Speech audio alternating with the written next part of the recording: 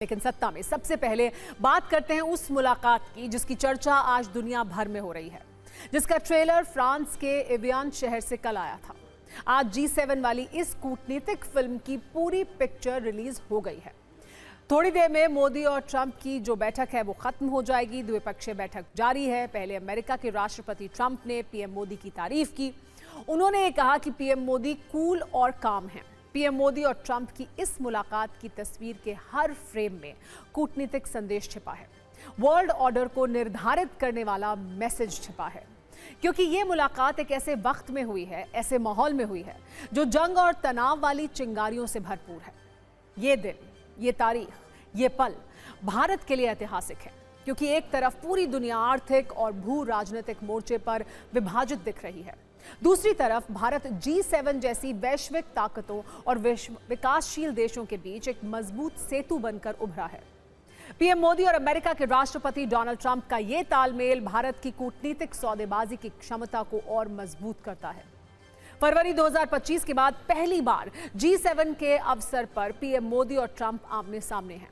G7 summit में भारत की ये 13वीं भागीदारी है। पीएम मोदी की लगातार 7वीं बार इसमें मौजूदगी है। G7 समिट में भारत की लगातार भागीदारी ये दर्शाती है कि शांति, सुरक्षा, विकास, व्यापार और पर्यावरण जैसे वैश्विक मुद्दों को हल करने में भारत की भूमिका और योगदान को दुनिया में ज्यादा महत्व दिया जा रहा है। इसे आपको G7 की आधिकारिक ग्रुप फोटो से भी आइए समझाते हैं। इसमें पीएम मोदी को मेजबान राष्ट्रपति इमैनुअल मैक्रों और अमेरिकी राष्ट्रपति डोनाल्ड ट्रंप के बीच में स्थान मिला है। डिप्लोमेटिक प्रोटोकॉल में ये इस बात का सीधा संकेत है कि G7 में भारत सिर्फ एक आमंत्रित देश नहीं है, बल्कि वैश्विक फैसलों की मुख्य धुरी बन चुका है। वैसे भी वैश्विक उथल-पुथल, पश्चिम एशिया तनाव और भारत अमेरिका संबंधों में आए कुछ उतार चढ़ाव के बीच इस बैठक को बेहद रणनीतिक तौर पर अहम माना जा रहा है। सवाल यही है, क्या भारत और अमेरिका के बीच रिश्ते रीसेट होंगे? क्या इस द्विपक्षीय वार्ता के बाद ट्रंप भारत के साथ व्यापारिक, कूटनीतिक और रणनीतिक रिश्ते बेहतर रखेंगे? कोई भी पार्टनरशिप तभी सफल हो सकती है जब वो भरोसे पर टिकी हो। ट्रंप पर कितना भरोसा किया जाए, ये अपने आप में एक बड़ा सवाल है। आज सत्ता में ऐसे सवालों को फ्रांस से आई तस्वीरों और बयानों से हम समझेंगे।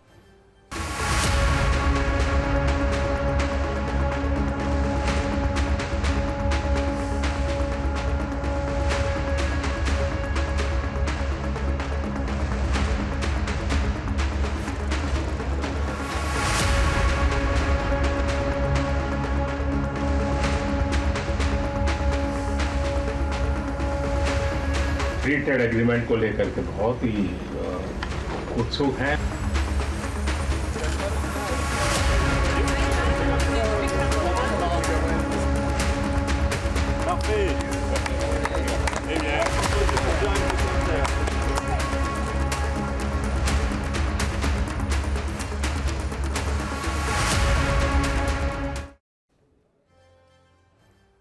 सवाल यह है कि भारत और अमेरिका के बीच किन मुद्दों पर चर्चा होनी है।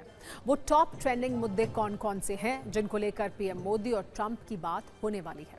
हथियार खरीद, तकनीक ट्रांसफर, फाइटर जेट इंजन, व्यापार, टैरिफ, आर्टिफिशियल इंटेलिजेंस। ऑपरेशन सिंदूर के बाद पीएम मोदी और ट्रंप की ये पहली मुलाकात है। टैरिफ को लेकर भारत और अमेरिका के संबंधों में जो थोड़ा रूखापन आया था, वो इस आमने सामने की गर्मजोशी भरी मुलाकात से दूर होता हुआ दिख रहा है। इसके अलावा भारतीय नागरिकों की सुरक्षा का मुद्दा भी अहम है। पीएम मोदी बहुत मजबूती से पश्चिम एशिया संकट के दौरान समुद्र में मारे गए भारतीय नाविकों की सुरक्षा का मुद्दा उठा चुके हैं।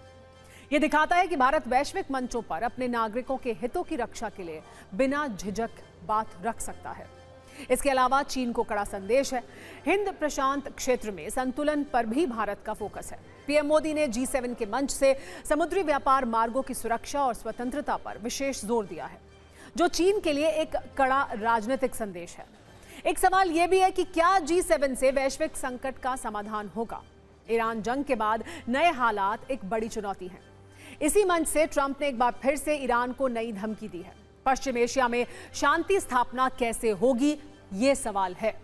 हॉर्मुज स्ट्रेट को 100% खोलना भी एक बड़ी चुनौती है। इसके अलावा ऊर्जा संकट को खत्म करना, ग्लोबल सप्लाई चेन बहाल करना, बड़ी बात 4 वर्षों से चल रहे रूस यूक्रेन युद्ध को खत्म करवाना है। ऐसे कई संकट हैं जिनका समाधान जरूरी है। एक्सपर्ट इस पर क्या कहते हैं, आप वो भी सुनिए।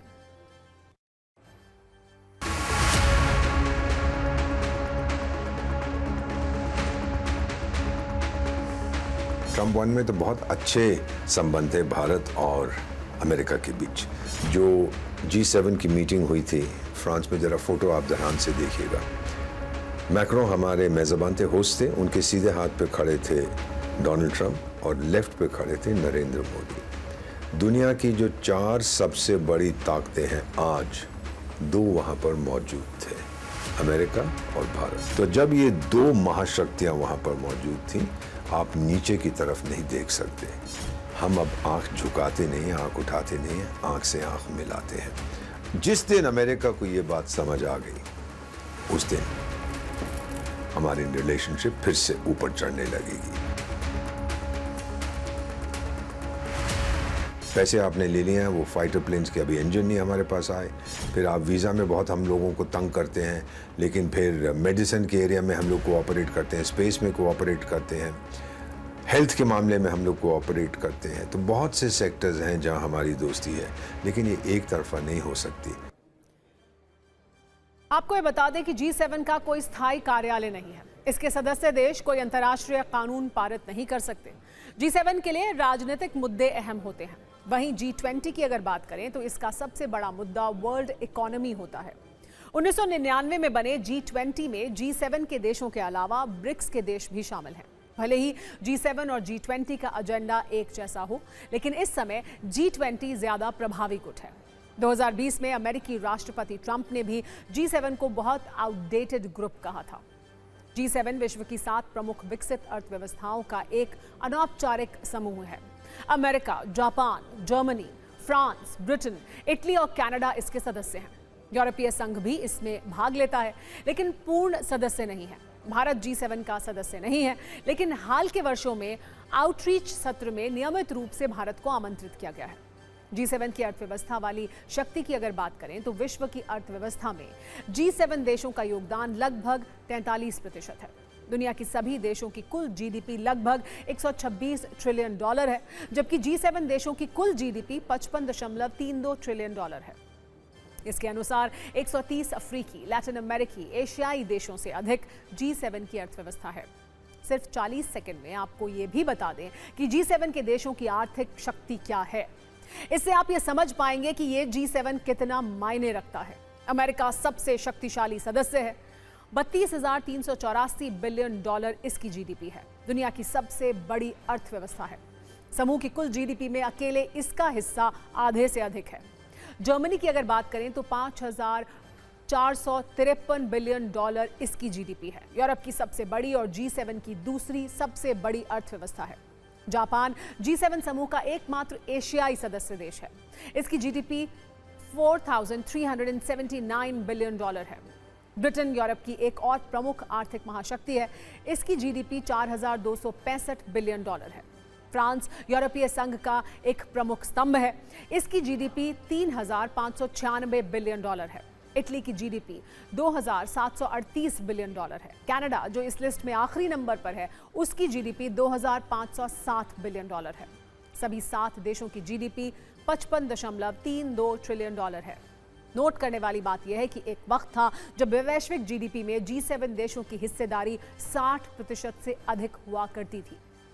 1980 के दशक में G7 देशों की हिस्सेदारी ज्यादा थी, लेकिन हाल के वर्षों में भारत और चीन जैसी तेजी से उभरती अर्थव्यवस्थाओं के विकास के कारण G7 की कुल हिस्सेदारी प्रतिशत में कमी आई है। फ्रांस में औपचारिक बैठकों और बातचीत की चर्चा तो हर तरफ है, लेकिन इस दौरान नेताओं की अनौपचारिक बातचीत भी माइक्रोफोन में रिकॉर्ड हो गई है, जिसमें नेताओं को सिगरेट, फुटबॉल जैसी बातों पर हल्के फुल्के मजाक करते हुए सुना गया है।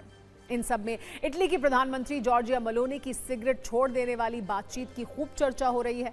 बैठक शुरू होने से पहले मेलोनी ने नेताओं से बातचीत में कहा कि आज उन्होंने 3 कप कॉफी पी है। इस पर जर्मनी के चांसलर फ्रेडरिक मर्च ने मजाक में कहा, और सिगरेट कितनी पी है, जिस पर मेलोनी ने इनकार करते हुए कहा कि उन्होंने 1 महीने से सिगरेट नहीं पी है। ये सुनते ही कनाडा, ब्रिटेन, जापान और यूरोपीय संघ के नेताओं ने उन्हें बधाई दी। समिट के दौरान एक और बातचीत रिकॉर्ड हुई जिसमें ट्रंप यूरोपीय परिषद के चीफ एंटोनियो कोस्टा से बात कर रहे थे। बातचीत के दौरान ट्रंप ने ग्रीनलैंड का जिक्र किया। हालांकि उन्होंने उससे आगे पूरी बात क्या कही, ये साफ सुनाई नहीं दिया। इस दौरान फ्रांस के राष्ट्रपति इमानुएल मैक्रों की घड़ी वाली चर्चा भी रही। जब नेता खाने के लिए जा रहे थे तब कनाडा के प्रधानमंत्री मार्क कार्नी ने कहा, मैक्रों अपनी घड़ी यहां छोड़ गए हैं। इस पर ट्रंप ने मजाक करते हुए कहा, अगर उन्होंने छोड़ दी है तो मुझे दे दो। उनकी बात सुनकर वहां मौजूद लोग हंस पड़े।